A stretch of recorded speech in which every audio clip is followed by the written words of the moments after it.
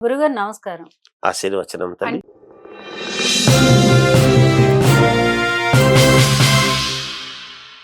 సంక్రాంతి రోజు చేయవలసినవేంటి? చేయకూడనివేంటి?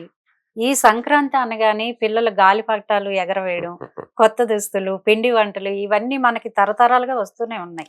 అసలు ఏం చేయొచ్చు? ఏం చేయకూడదంటారు? శ్రీ మహాగణాధిపతయే నమః. ఐం మహాసరస్వత్యే నమః. శ్రీ లలితాంబికాదేవియే నమః. సంక్రాంతి పండుగ రోజు సంక్రమణం, మకర సంక్రాంతి పండుగ అనంగానే హ్మ్. ఎప్పుడైనా ఇంటి ముందు రంగవల్లులు, ముగ్గులు, హ్మ్. పూర్వమంతా కూడా ఆవు పేడతో ఇల్లంతా కూడా అలుక్కొని శుభ్రం చేసుకునేటువంటి ఆనవాయితీ. హ్మ్. ముందు రోజు పాత వస్తువులన్నీ కూడా తీసేసి భోగి మంటల్లో వేసేయడం. హ్మ్. ఎందుకు? పురుగు పుట్ర అనేటువంటివి చేరకుండా ఉండేట్టుగా. అలాగే ధాన్యం ఇంటికి వస్తుంది అంటే పెద్ద పెద్ద గాజాలోని ఉండేటివి, హ్మ్. దాంట్లో నిల్వ నింపుకోవటానికి పెట్టుకునేటువంటివి. హ్మ్. వాటి చుట్టూ కూడా ఆవు పేడతో ఇల్లు మొత్తం కూడా అలుక్కొని ఇంటి ముందు పంచరంగులతో కొన్ని అనేక రకాల రంగురంగుల ముగ్గులు పెట్టుకోవటం. ముగ్గులు హ్మ్. పెట్టుకోవటంలో ఏమిటి అంటే ఆనందాన్ని వ్యక్తపరచుకోవటం ఒకటి.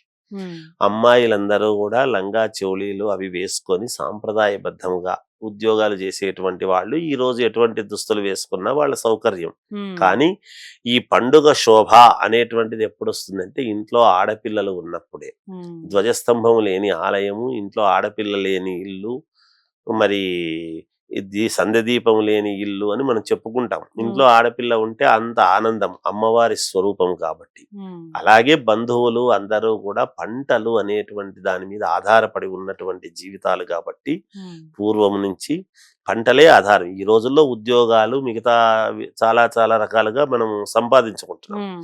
కానీ పూర్వం అంతా కూడా పంటలు, భూములు వాటి నుంచి వచ్చేటువంటి దాంట్లోనే కాబట్టి ఆ వచ్చినప్పుడు మనకు సంతోషంగా పంట బాగా పండింది అని మనము సంతోషంగా అన్ని రకాల ఖర్చు పెట్టుకోవచ్చు అనే భావనతో అప్పుడు అందరూ కూడా ఈ ఆనందం అందరితోనూ పంచుకోవాలి అని ఇంటి అల్లుళ్ళు గాని, మన బంధువులు గాని అందరూ రావాలి. హ్మ్. సంవత్సరానికి ఒక్కసారి పుట్టినటువంటి ఊరు, మన జన్మనిచ్చిన తల్లిని, పుట్టిన ఊరును మరిచిపోకుండా చేసుకునేటువంటి విధానము.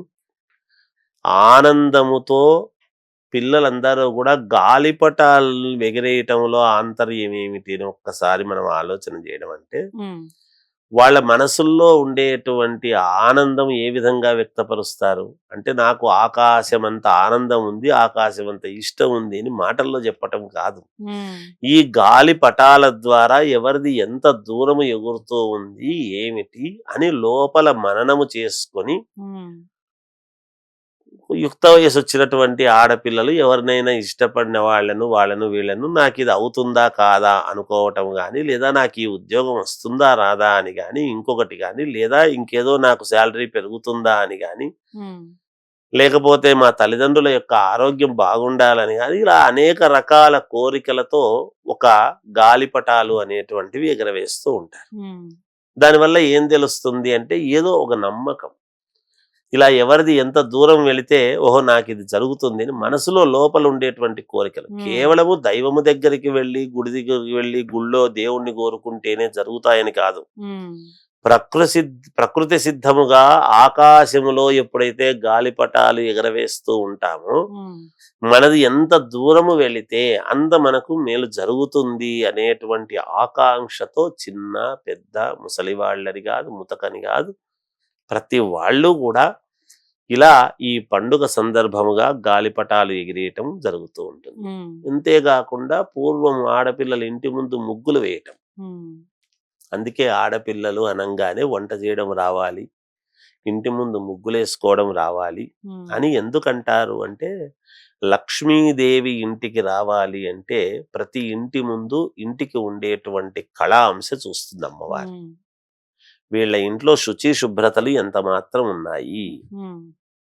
అనేటువంటి భావనతో చూసి గదా ఆమె ఇంటికొస్తుంది. అవును. అందుకనే పూర్వము ఇంటి ముందు కళ్ళాపు చల్లి, ఆవు పేడతో ఎప్పుడైతే ముగ్గులు, దాని మీద గొబ్బెమ్మలు, మళ్ళీ లక్ష్మీదేవి స్వరూపమైనటువంటి గొబ్బెమ్మలు పెట్టి, హ్మ్. వాటికి పూజ చేసి, పూలు పెట్టి, అగరబత్తీలతో పూజ చేసుకొని, ఇంటికి ఎద్దుల బండ్లకు గూడా మనము అలంకారం చేసి ఇంటికి ధాన్యం తెచ్చుకోవడం జరుగుతున్నది. హ్మ్. ధాన్యలక్ష్మి. హ్మ్. అందుకనే మనకు అష్టలక్ష్ములు అని.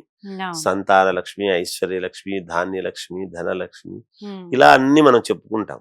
ఒక ధాన్యలక్ష్మి ఉంటే ధైర్యలక్ష్మి ధాన్యలక్ష్మి 2 ఉన్నాయంటే మిగతా లక్ష్ములంతా కూడా వస్తారు. ఉమ్, ఆ ధాన్యం నుండే అనేక రకాల పనులు చేసుకోవడానికి ఇచ్చిపుచ్చుకోవడాలు జరిగేటివి. ఓకే. ఇవి పాటిస్తాం. అంతేకాకుండా పెద్దలకు కూష్మాండ దానం అని సంక్రాంతి పండుగ నాడు చేయవలసినటువంటిది ఉన్నది. ఉమ్, ఎందుకంటే ఆ గుమ్మడికాయకు 16 కణాలు ఉంటాయి ఇలా. ఉమ్, ఆ 16 కణాలకు అర్థం ఏమిటి అంటే గుమ్మడికాయ దానం చేస్తే 16 రకాల దానాలు చేసినంత కద్దు. ఉమ్, అలాగే అందువల్ల బ్రాహ్మలకు గుమ్మడికాయ దానము చేయటం అనేది పెద్దలకు చెప్పుకొని చేస్తాం. పెళ్లిళ్లలో గాని ఇంకోటి గాని పెద్దలను ఆహ్వానించుకోవడం అని అంటారు, నాందీలు అంటారు. ఉమ్, చనిపోయిన పెద్దలకు అలా చేస్తే సంక్రాంతి పండుగ రోజు పెద్దల నుంచి మనకు రావాల్సినటువంటిది ఎప్పుడైతే వస్తుందో ఉమ్, ఖచ్చితంగా మనకు మేలుంటుంది, పితృదోషాలు పోతాయి. ఉమ్, అదొక విధానము. అలాగే హరిదాసు సాక్షాత్తు శ్రీమన్నారాయణ రూపమైనటువంటి ఆ రవికి దాసానుదాసుడైనటువంటి హరిదాసుకు ఉమ్, ఇలా కొంత కొత్త ధాన్యం ఇవ్వటము, దేవాలయాలకు ఇవ్వటము, ఇవన్నీ కూడా సాంప్రదాయముగా పాటించవలసినటువంటివి తల్లి ఓకే. సంక్రాంతి పండుగ రోజు. ఓకే. ఇవి సంతోషంగా అందరూ జరుపుకుంటారు. ఓకే గురుగారు, నమస్కారం. జయోస్తు.